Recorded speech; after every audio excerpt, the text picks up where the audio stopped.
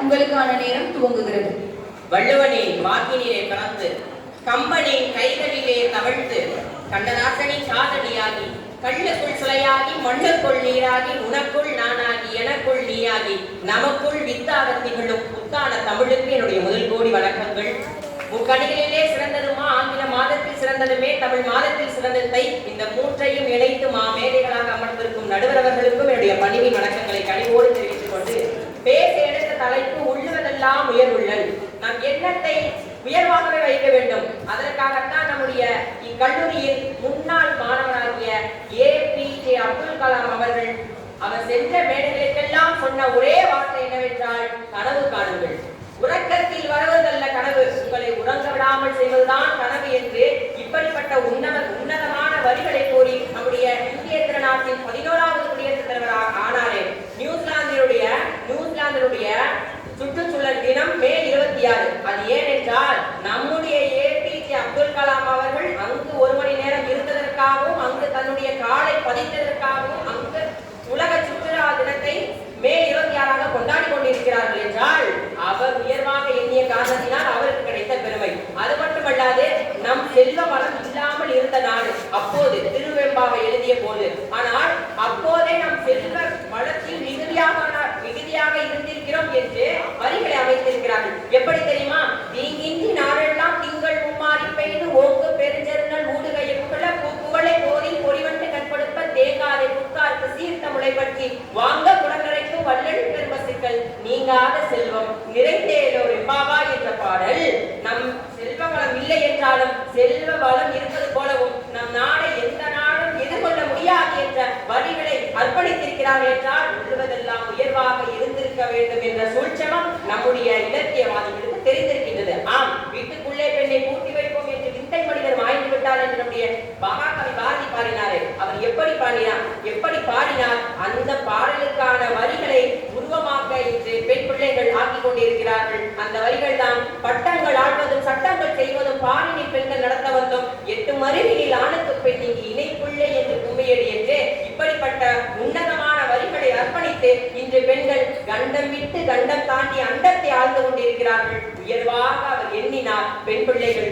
உயர்ந்து காட்டியிருக்கிறார்கள் என்பதுதான் நிதர்சனமான உண்மை. 3 முறை முதலமைச்சராக இருந்து 4 முறை MP-யாக இருந்து 5 முறை இந்திய காங்கிரஸ் தலைவராக இருந்து 12,000 பள்ளிக்கூடங்களை திறந்து வைத்த நம்முடைய கர்ம வீரர் காமராஜர் அவர்கள் உயர்வாக எண்ணினார். அதன் வழி இன்று 67,000 பள்ளிக்கூடங்கள் உடைந்து இத்தனை மாணாக்கள் பயன் பெற்றுக் கொண்டிருக்கிறார்கள் என்றால் அவர் எண்ணிய காரணம் தான் இன்று நாம் உயர்வாக இருக்கின்றோம். அப்படி என்றால் நாம் நல்லவற்றை எண்ணினால் அந்த நல்லவற்றை செயல்படுத்தி அதன் மூலம் நம் தலை சிறந்தவர்களாக ஆக வேண்டும் என்ற கருத்து அப்படி இருக்கின்றவர்கள் தான் இன்று வரலாறாக பேசப்பட்டுக் கொண்டிருக்கிறார்கள். தோழமைகளே, உலகத்திலேயே இல்லாத 7வது அதிசயம் நம்முடைய தஞ்சை பெரிய கோவில். இது யாரும் பற்றி பேசியிருக்க மாட்டார்கள். ஆனால் அந்த தஞ்சை பெரிய கோவிலின் அதிசயம் என்னவென்றால் புவி ஈர்ப்பு விசைக்கு சாய்வான கோபுரம் கூட ஒரு உலக அதிசயத்தில் வந்துவிடும். ஆனால் புவி ஈர்ப்பு விசைக்கு ஒத்தது போல நம்முடைய ராஜராஜ சோழன் 247 அடிகளில் நம்முடைய தமிழ் வார்த்தைகளை கட்டமைத்து அந்த கோவிலை கட்டியிருக்கிறார் என்றால் அவர் உயர்வாக நினைத்தால் அந்த கோவில் இன்னும் நிலைத்து நின்று கொண்டிருக்கின்றது. தோழமைகளே, இளங்கிழல் அவர்கள் கண் கேட்காத பொழுதும் காது கேட்கவில்லை என்றாலும் கண் தெரியாத பொழுதும் காது கேட்கவில்லை என்றாலும் தன்னம்பிக்கை நாயகராக இந்த உலகத்தில் வளம் வந்தாரே, அமைதிக்கான நோபல் பரிசை பெற்றார் நம்முடைய இளங்கிழல் அவர்கள். உயர்வாக எண்ணினார், உயர்வாக நடந்தார், அதன்படி வெற்றி பெற்று காட்டினார் அல்லவா? அது மட்டுமல்லாது நம்முடைய மலாலா அவர்கள் 17 வயதில் தன்னம்பிக்கை நாயகியாக வந்து அத்தனை விமர்சனங்களையும் ஏற்றுக்கொண்டு அத்தனை விமர்சனங்களையும் ஏற்றுக்கொண்டு இந்த உலகத்தில் அமைதிக்கான நோபல் பரிசு பெற்றவராக அவரும் திகழ்கிறார் என்றால் உள்ளுவதெல்லாம் உயர்வாக நாம் எண்ணினோம் என்றால் நமக்கான வாழ்வு நமக்கான வளமும் பிரகாசமாக இருக்கும் என்பதுதான் உன்னதமான கருத்து. தோழமைகளே, பாரதிதாசனும் மகாகவி பாரதியும் இதனால் தான் கண்ணதாசன் அவர்கள் கம்பராமாயணத்தை எழுதினார். அதாவது கம்பராமாயணத்தை உயர்வாக படைத்த கம்பன் ராமனை அறிமுகப்படுத்தும் பொழுது இருக்கை வேளத்து ராகவன் என்று அறிமுகப்படுத்தினார். ஏன் அப்படி அறிமுகப்படுத்தினார்? வேறு வார்த்தையை சொல்லி அறிமுகப்படுத்தலாம் அல்லவா? ஆனால் ஏன் அப்படி சொல்லி அறிமுகப்படுத்தவர் என்றால் உள்ளுவதெல்லாம் உயர்வாக இருக்க வேண்டும் என்ற கருத்துதான். ஆம், இருக்கை வேளத்து ராகவன் என்றால் இருக்கைகளை நீண்டு இந்த நாட்டை காப்பாற்றக்கூடிய ராவணனை அழிக்கக்கூடியவனாக உருவெடுத்தவன் தான் நம்முடைய ராமன் என்று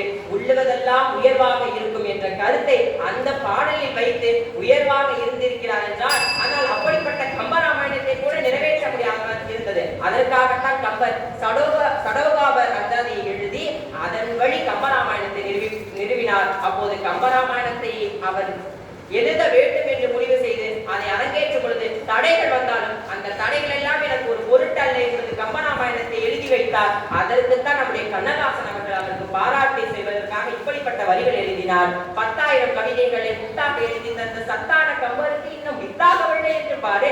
சீதை நடையளவும் சீராமன் தோழலவும் போதை நிறைந்தது என்று சொல்லி என்னை போட்டார் மதுகுடத்தில் அள்ளி. காலம் என்னும் ஊரிலும் காற்று மழை காலிலும் சாகாது கம்பன் அவன் பாட்டு அவன் தலைமுறைக்கு எழுதி வைத்த வேட்டி என்று இப்படிப்பட்ட வரிகளை ஒரு உயர்வாக இருந்த மனிதனுக்காக எழுதியிருக்கிறார்கள் என்றால், நம் உயர்வாக எண்ணி அதன் வழி நடந்தால் இப்படிப்பட்ட வரலாறாக பேசப்படுவோம் என்பதுதான் நிதர்சனமான உண்மை. நான் நம்முடைய வைரமுத்து அவர்களின் கவிதைகளை சொல்லி நிறைவு செய்கின்றேன். தொலைபேசி அடித்தாலும் சொந்தங்கள் சிரித்தாலும் சுளையான பணமெல்லாம் நமக்கு தொகை வந்தாலும் மூளைக்குள் அவை சென்று முட்டுவதே இல்லை.